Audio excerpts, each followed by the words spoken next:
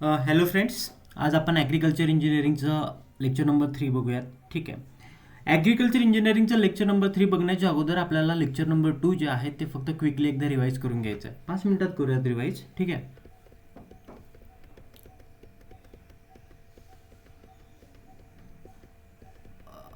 Last लेक्चरमध्ये आपण काय शिकलो होतो की बोर म्हणजे काय, स्ट्रोक म्हणजे काय. ठीक आहे. डायमीटर ऑफ सिलेंडर जे आहे त्याला आपण बोर म्हणतो. स्ट्रोक म्हणजे काय, linear distance travel by piston from TDC to BDC. ठीक आहे. टॉप डेड सेंटर म्हणजे काय की पिस्टन जो आहे तो वर सगळ्यात टॉपला ज्या पॉईंटपर्यंत रीच करतो त्याला आपण टॉप डेड सेंटर म्हणतो. बॉटमपर्यंत ज्यावेळेस पिस्टन ज्या बॉटमच्या एकदम पॉईंटपर्यंत रीच करतो त्याला आपण बॉटम डेड सेंटर असं म्हणतो. स्ट्रोक ओव्हर रेशो म्हणजे काय, स्विफ्ट व्हॉल्यूम म्हणजे काय, स्ट्रोक लेंथ म्हणजे काय.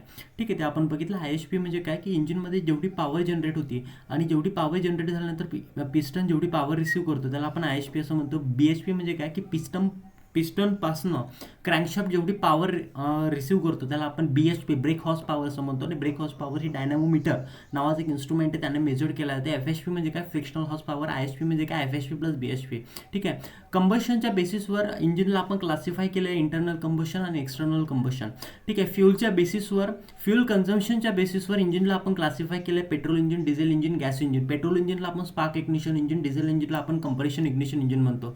पेट्रोल इंजिन आणि डिझेल इंजिनमधला हा डिफरन्स आहे. थर्मल एफिशियन्सी पेट्रोल इंजिनची खूप कमी आहे, डिझेल इंजिनची जास्त आहे. कंप्रेशन रेशिओ याच्यामध्ये कमी आहे, डिझेल इंजिनमध्ये जास्त आहे. कॉन्स्टंट व्हॉल्यूम कंबशन इंजिन याला आपण पेट्रोल इंजिनला म्हणतो. डिझेल इंजिनला कॉन्स्टंट प्रेशर कंबशन इंजिन म्हणतो. फ्यूल याच्यामध्ये पेट्रोल इंजिनमध्ये पेट्रोल यूज करतो, डिझेल इंजिनमध्ये आपण डिझेल यूज करतो. आणि याच्यामध्ये कार्बोरेटर असल्यामुळे एअर आणि फ्यूलचं मिक्सचर आपल्याला याच्यामध्ये दिसते. पण डिझेल इंजिनमध्ये फक्त एअरच जनरली इनटेक केल्या जाते. ठीक आहे. टू स्ट्रोक इंजिनमध्ये जी सायकल आहे याच्यामध्ये क्रँकशाफ्टचं जे रोटेशन आहे ते एकच रोटेशन जनरली आपल्याला बघायला भेटतं. ठीक आहे. फर्स्ट स्ट्रोक जे आहे त्याच्यामध्ये इनटेक कंप्रेशन आहे, सेकंड स्ट्रोकमध्ये पॉवर आणि एक्झॉस्ट आपल्याला दिसते.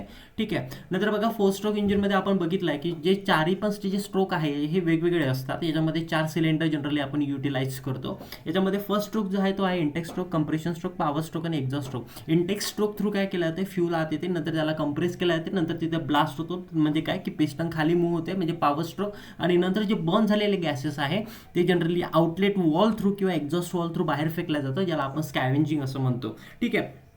आता फोर स्ट्रोक इंजिन जे आहे हे जनरली इव्हन टॉर्क प्रोड्यूस करतं as compare to two stroke engine. Generally याचं जे वेट आहे ते फोर स्ट्रोक इंजिनचं ते जास्त आहे. ठीक आहे. एक मिनटं फ्रेंड्स.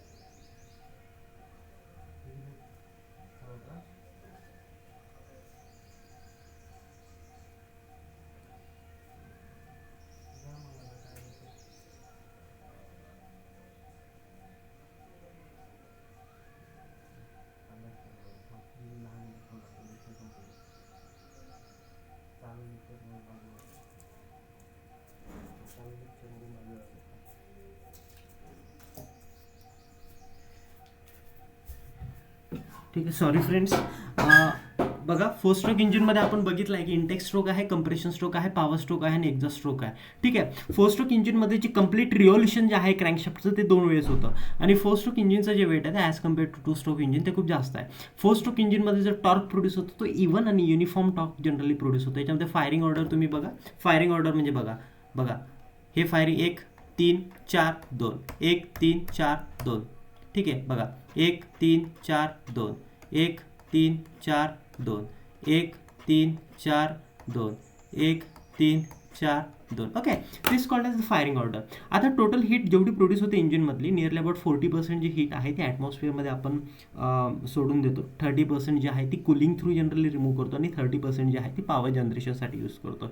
आता जनरली होतं का की 100% जर हीट जर तुम्ही युटिलाइज जर केली तर हे टेम्परेचर एवढं जास्त असतं की त्याने जे इक्विपमेंट्स आहे किंवा जे पार्ट्स आहे की इंजिनचे जे पण कंपोनंट्स आहेत ते मेल्ट होण्याचे खूप जास्त चान्सेस असतात.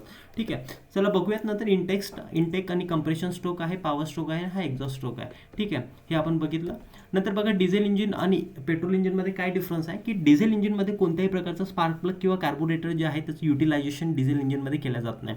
याला आपण कंप्रेशन इग्निशन इंजिन का म्हणतो, कारण की ते एअर जे आहे त्याला कम्प्लिटली कंप्रेस केलं जातं आणि कंप्रेस केल्यामुळं तिथं प्रेशर आणि टेम्परेचर वाढतं. प्रेशर आणि टेम्परेचर वाढल्यानंतर तर आपण तिथं काय करतो, with the help of the injector, fuel injector, त्याच्यामध्ये जे फ्यूल आहे किंवा जे डिझेल आहे ते इंजेक्ट केलं जातं. आता ज्यावेळेस कंप्रेशन होतं तिथे प्रेशर वाढतं. प्रेशर नियरली अबाउट 30 ते 40 kg/cm² पर्यंत जातं आणि टेम्परेचर पण सायमल्टेनियसली वाढतं, तर ते 500 to 700 डिग्री सेल्सिअस पर्यंत जातं. ओके, हे आपण काल बघितलं. याचा कंप्रेशन रेशो जो आहे डिझेल इंजिनचा तो खूप जास्त आहे, नियरली अबाउट 14:1 to 22:1 आहे. आणि डिझेल इंजिनचा जो पेट्रोल इंजिनचा जो आहे to 8:1 to 12:1 पर्यंत आहे. ठीक आहे, हे आपण काल बघितलं. आज आपल्याला ॲग्रिकल्चर इंजिनिअरिंगच्या काही बेसिक्स टर्म्स बघायच्या आहे. आता फरो म्हणजे काय, फरो स्लाइस म्हणजे काय, फरो वॉल म्हणजे काय आणि क्राऊन म्हणजे काय. ठीक आहे, आपल्याला ते आज बघायचं आहे. ठीक आहे, एक गोष्ट लक्षात ठेवा, फरो म्हणजे काय असतं की trench form by the implement in the soil during the field operation, त्याला आपण काय म्हणतो, फरो असं म्हणतो. ठीक आहे, फरो तुम्हाला माहित आहे. एक मिनिट,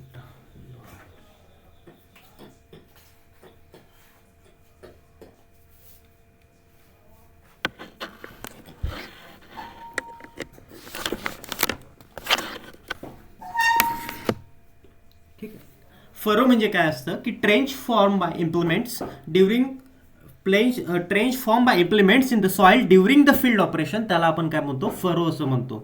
ठीक आहे, हे बघा, हे जे दिसते तुम्हाला that is called as furrow. ठीक आहे, फरो याला आपण काय म्हणतो, फरो. रिजेस आणि फरो तुम्हाला माहिती आहे ना की बघा, आपण काय करतो की सॉइल ऑपरेशन करताना ट्रेंच फॉर्म करतो. ठीक आहे, हे सॉइल सरफेस आहे. ज्यावेळेस हिच्यातून ज्यावेळेस इम्प्लिमेंट चालवतो त्यावेळेस हिच्यावरची माती याच्यावर जाते. हे जे दिसतं तुम्हाला हे काय असतं, that is called as ridge. ठीक आहे, आणि एक फरो असतो. ठीक आहे, तेवढं लक्षात ठेवा. हे जे असतं हे काय, हे रिज, आणि हे जे तुम्हाला खालचा जो बॉटमचा पोर्शन आहे त्याला आपण काय म्हणतो, फरो असं म्हणतो. काय म्हणतो, फरो असं म्हणतो. ठीक आहे, रिजेस अँड फरो.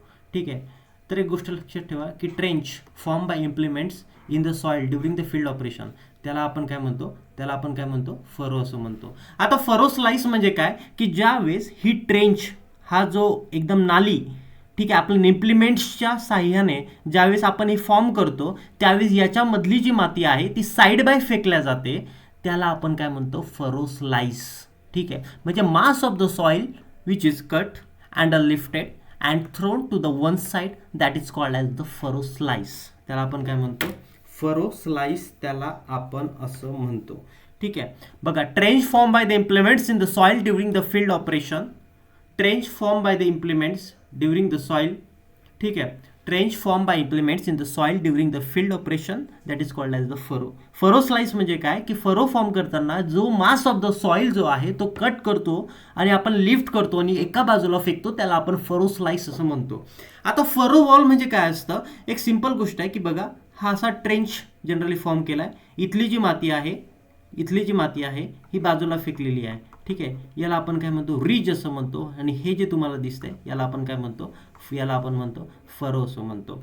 आता एक गोष्ट लक्षात ठेवा, फरो वॉल म्हणजे काय की हे बघा, हे जे तुम्हाला दिसतंय ना, हे जे तुम्हाला फरोची जी बाजू आहे जी कट झालेली नाही आहे त्याला आपण काय म्हणतो, फरो वॉल असं म्हणतो. काय म्हणतो, हे जे दिसते तुम्हाला जी बाजू कट झालेली नाही आहे त्याला आपण काय म्हणतो, फरो वॉल असं म्हणतो. आणि हा जो बॉटमवाला जो पोर्शन आहे, फरोचा जो बॉटम पोर्शन आहे त्याला आपण फरो सोल असं म्हणतो. काय म्हणतो, फरो सोल असं म्हणतो. आपण या डायग्राममध्ये बघू शकता की हा जो ट्रेंच आहे एक कंटिन्युअस ट्रेंच जनरली फॉर्म झालेला आहे. आता बघा, तुम्ही जर पोटॅटोचं कल्टिवेशन केलेलं असलं तर बघा, रिजेस आणि furrow is a best method for the cultivation of the potato.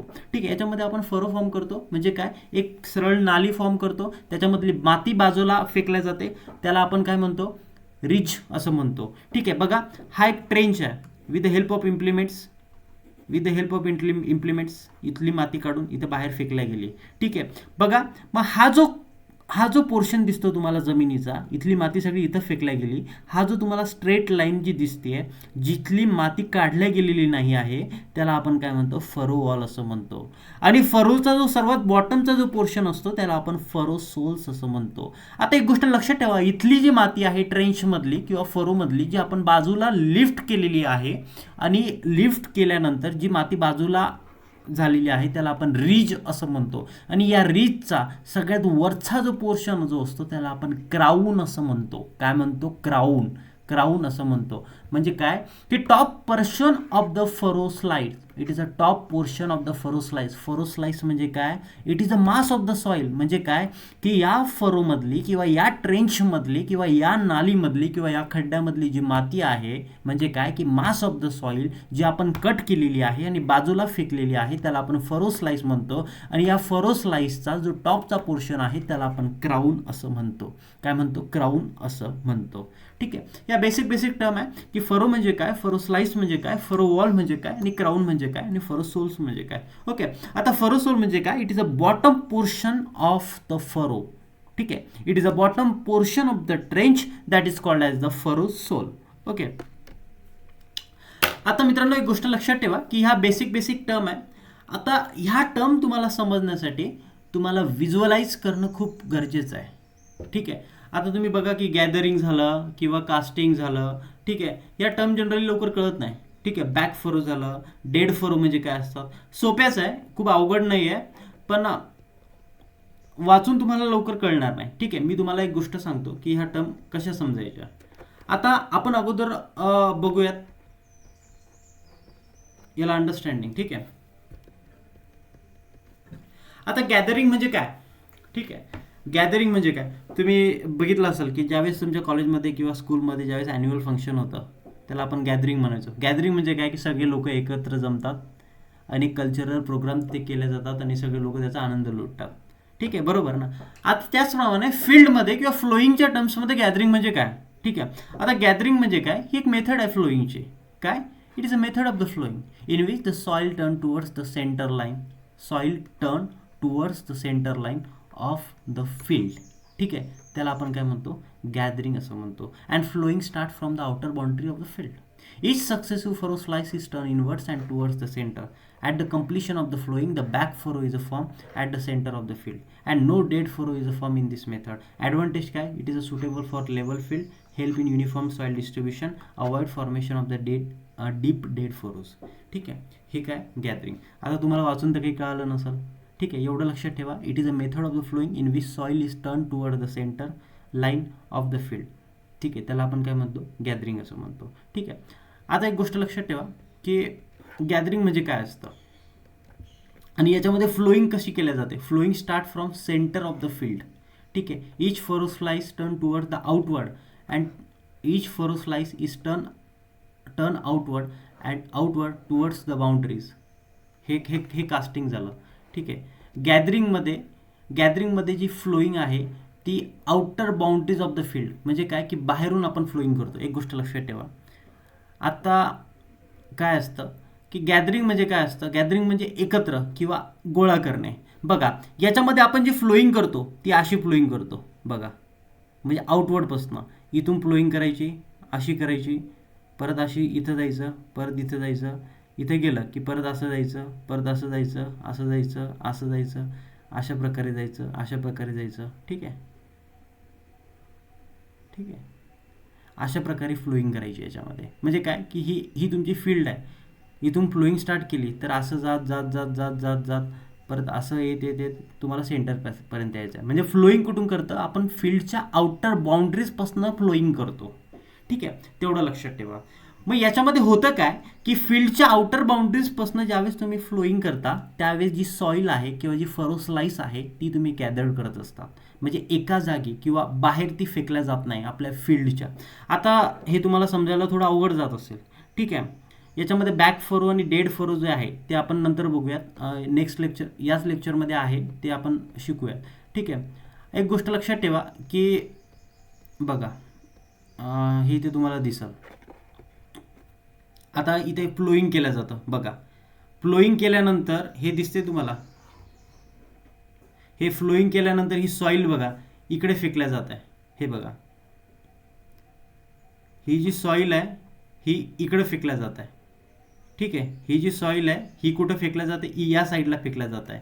बघा फ्लोईंग केल्यानंतर ही जी सॉईल आहे ही इकडे पडते आहे का? नाही. ही त्याच्या उजव्या बाजूला पडते आहे सॉईल. बरोबर. मग आता हा ट्रॅक्टर इथनं चालू झाला आहे. कुठून? इथनं चालू झाला आहे आणि इथनं चालू झाल्यानंतर जी माती आहे ती त्याच्या उजव्या बाजूला पडते, बरोबर. मग परत जो ट्रॅक्टर आहे तो परत असा येईल, परत असा येताना ती माती कुठं पडणार आहे, त्याच्या उजव्या बाजूला पडणार आहे. आता बघा म्हणजे काय की माती जी आहे ती काय झाली, गॅदर्ड झाली, म्हणजे काय एकत्र झाली, म्हणजे इनवर्डली कुठे ना कुठेतरी फ्लो केल्या गेली. बघा याची माती जी आहे ती इकडे पडली का, नाही. बघा हा ज्यावेळेस चालतोय, हा जो तुम्हाला फ्लो दिसतोय, ठीक आहे, याची माती कुठं पडते, राईट साईडला. मग हा राईट साईडला गेल्यानंतर बघा हा चालतोय, म्हणजे याची माती कुठं पडते, राईट साईडला पडते. परत हा रिटर्न ज्यावेळेस येईल, परत याची माती कुठे पडेल, राईट साईडला पडेल. आता इथली जी जमीन आहे जी प्लेन होती अगोदर, ज्यावेळेस याची माती इकडं पडली त्यावेळेस काय झालं, इथं फरो स्लाइस जे आहे म्हणजे इथं माती जी आहे ती ॲक्युमुलेट होत गेली. परत ज्यावेळेस हा रिटर्न येईल, परत याच्या राईट साईडला काय होईल, माती ॲक्युमुलेट होत जाईल. म्हणजे बघा इथं प्लेन जमीन आहे, याच्यावर फरो स्लाइस किंवा माती जी आहे ती जास्त ॲक्युमुलेट झाली. मग हा जो तुम्हाला दिसतो, हे जे मोठं जे तुम्हाला रिच फॉर्मेशन झालेलं जे दिसते तुम्हाला, यालाच आपण काय म्हणतो, बॅक फरो असं म्हणतो. यालाच आपण काय म्हणतो, बॅक फरो असं म्हणतो. आता गॅदरिंगमध्ये काय केलं जातं की तुमची जी फ्लोईंग आहे ती इथून चालू केल्या जाते, फील्डच्या एका कॉर्नरपासून चालू केल्या जाते. बघा अशी इथून चालू केली म्हणजे इथं आत माती पडणार आहे, बघा आत माती पडली, बरोबर. परत असं जायचं, आत माती पडली, आत माती पडली, परत बघा आत माती पडली, म्हणजे बघा, ठीक आहे. बघा ही तुमची फील्ड आहे, असं समजा ही तुमची फील्ड आहे. आता तुम्ही इथून चालू केलं म्हणजे माती कुठं पडते, हे बघा राईट साईडला माती पडते आहे. बघा इथून चालू केलं तुम्ही, इकडं माती पडत आहे, बघा राईट साईडला माती पडली. आपल्या डेफिनेशनमध्ये काय होतं की जे आपण फ्लोईंग करतो ते कुठून करतो, फील्डच्या आउटसाईड बाउंड्रीजपासून, ठीक आहे. बघा इथनं राईट साईडला माती पडली, परत इथे गेलं राईट साईडला पडली, राईट साईडला पडली. माती कुठं लेफ्ट साईडला पडते का, माती कुठं बाहेर पडते का, नाही. म्हणजे माती काय करते की जमा होते, गॅदर करते, ठीक आहे. म्हणून आपण याला गॅदरिंग टर्म्समध्ये काय इम्पॉर्टंट आहे की जी फ्लोईंग जी आहे ती आउटसाईड द बाउंड्रीज जनरली आपण सुरुवात करतो, ठीक आहे. त्याला आपण काय म्हणतो की गॅदरिंग असं म्हणतो. बघा इथं करत करत राईट साईडला पडली, परत असं जाताना राईट साईडला पडते, परत असं जाताना त्याच्या राईट साईडला पडते, परत असं जाताना राईट साईड. म्हणजे काय की जी माती आहे ती कुठे ना कुठे गॅदर होती आहे, ठीक आहे. तेवढं लक्षात ठेवा. यालाच आपण काय म्हणतो, गॅदरिंग असं म्हणतो, ठीक आहे. तेवढं लक्षात ठेवा, ठीक आहे. बघा गॅदरिंग म्हणजे काय असतं की it is a method of the ploughing in which soil is turn towards the centre line of the field. Ploughing start from the outer boundaries of the field, ठीक आहे. ते आपण शिकलोय. Each successive furrow slice is turn inward, बघा right साईडला turn होते, ठीक आहे. ते पण आपण शिकलोय. At the completion of the ploughing back furrow is a form at the centre of the field. कळलं म्हणजे काय की ज्यावेळेस फ्लोइंग कंप्लीट होतं त्यावेळेस सेंटर जे आहे फील्डला तिथे बॅक फरो जनरली फॉर्म होतो, बरोबर. कळलं ना. एवढं लक्षात ठेवा की गॅदरिंगमध्ये बॅक फरो जो आहे तो जनरली फॉर्म होतो. याच्यामध्ये 3 गोष्टी इम्पॉर्टंट आहे की फ्लोईंग कुठून स्टार्ट होते की आउटर बाउंड्रीज, म्हणजे फील्डच्या आउटर बाउंड्रीजपासून आपण काय करतो, नांगरणी करायला सुरुवात करतो, म्हणजे काय की फ्लोईंग करायला सुरुवात करतो, ठीक आहे. तेवढं लक्षात ठेवा. नंतर काय की प्रत्येक फ्लोईंगमध्ये की जो फरो स्लाइस आहे म्हणजे जो मातीचा तुकडा आहे किंवा जो मातीचा मास आहे तो आपण इनवर्डली तो जनरली काय केला जातो, थ्रो केला जातो, आणि याच्यामध्ये बॅक फरो हे जनरली फॉर्म होतं, ठीक आहे. मग याचे ॲडव्हान्टेजेस काय की बा जर तुम्हाला फील्डला जर तुम्हाला लेवल करायचं असेल त्याच्यासाठी ही जी मेथड आहे गॅदरिंग ही सुटेबल आहे. युनिफॉर्म सॉईल डिस्ट्रीब्युशनसाठी सुटेबल आहे. याच्यामध्ये कोणत्याही प्रकारचे डीप आणि डेड फरोज जे आहे ते जनरली फॉर्म होत नाही, ठीक आहे. त्याला आपण काय म्हणतो, गॅदरिंग, ठीक आहे. आता कास्टिंगमध्ये बघा तुम्ही, कास्टिंग ही सुद्धा एक फ्लोईंगची मेथड आहे. याच्यामध्ये काय होतं की सपोज आता गॅदरिंगमध्ये तुम्ही एक गोष्ट बघितली होती, बघा हे आहे गॅदरिंग आणि हे आहे कास्टिंग. गॅदरिंगमध्ये जी फ्लोईंग आहे ती आउटसाईडपासून आपण फील्डच्या स्टार्ट करतो, ठीक आहे. आणि कास्टिंगमध्ये जी मेथड आहे फ्लोईंगची ती आपण सेंटरमधनं स्टार्ट करतो. बघा असं केलं, परत असं जायचं, ठीक आहे. सॉरी डायग्राम नाही आली मला व्यवस्थित, ठीक आहे. बघा फील्डच्या सेंटरमधनं इथून फ्लोईंग तुम्ही सुरुवात केली, असे गेलात, परत असं जायचं, ठीक आहे. परत असं गेल्यानंतर असं जायचं, ठीक आहे. परत असं गेल्यानंतर असं जायचं, परत असं गेल्यानंतर असं जायचं, असं जायचं, असं जायचं, परत असं, ठीक आहे. अशा प्रकारे ही जनरली फ्लोईंग केल्या जाते, ठीक आहे. म्हणजे बघा कास्टिंगमध्ये जनरली काय केलं जातं की it is a method of the flowing in which soil is turn away from the centre line of the field. Flowing start from the centre of the field, ठीक आहे. एवढं लक्षात ठेवा की याच्यामध्ये जी फ्लोईंग आहे ती फील्डच्या सेंटरमधनं जनरली सुरुवात होत असते. याच्यामध्ये काय करतं की प्रत्येक फरो स्लाइस जी आहे ती कुठे ना कुठे बाउंड्रीच्या आउटर साईडला थ्रो केल्या जाते. At the end of flowing याच्यामध्ये डेड फरोचं फॉर्मेशन होतं, ठीक आहे. तेवढं लक्षात ठेवा की कास्टिंगमध्ये डेड फरोचं फॉर्मेशन होतं. कशाचं फॉर्मेशन होतं, कास्टिंग या मेथडमध्ये डेड फरो जे आहे ते फॉर्म होतं आणि गॅदरिंग या मेथडमध्ये बॅक फरोचं फॉर्मेशन होतं. ठीक आहे, तेवढं लक्षात ठेवा. याच्यामध्ये कास्टिंगमध्ये काय इम्पॉर्टंट आहे, कास्टिंगवर फक्त दोनच प्रकारचे क्वेश्चन येऊ शकतात की तुम्ही याच्यामध्ये फ्लोईंग जे आहे ती कुठून चालू करतात, तर फ्लोईंग सेंटरपासून चालू होते. ठीक आहे, तेवढं लक्षात ठेवा. आणि याच्यामध्ये डेड फरोचं फॉर्मेशन होतं. ठीक आहे, आता या मेथडचा इम्पॉर्टन्स काय की बा जे ड्रेनेज पर्पज आहे त्यासाठी ही मेथड जनरली यूज केल्या जाते. आता help in removing the excess surface water from the field. ठीक आहे, तेवढं लक्षात ठेवा. आता बघा याची डायग्राम ठेवलेली आहे मी. बघा गॅदरिंग मेथडमध्ये काय की जी फ्लोईंग आहे ती फील्डच्या आउटर बाउंड्रीजपासून आपण सुरुवात करतो असं. ठीक आहे, आणि कास्टिंग मेथडमध्ये जी फ्लोईंग आहे, हे फोटो थोडे उलटे आले. ठीक आहे, ही जी मेथड आहे, ही जी तुम्हाला मेथड दिसते ही ही कास्टिंग मेथड आहे आणि ही गॅदरिंग मेथड आहे. ठीक आहे, तेवढं लक्षात ठेवा.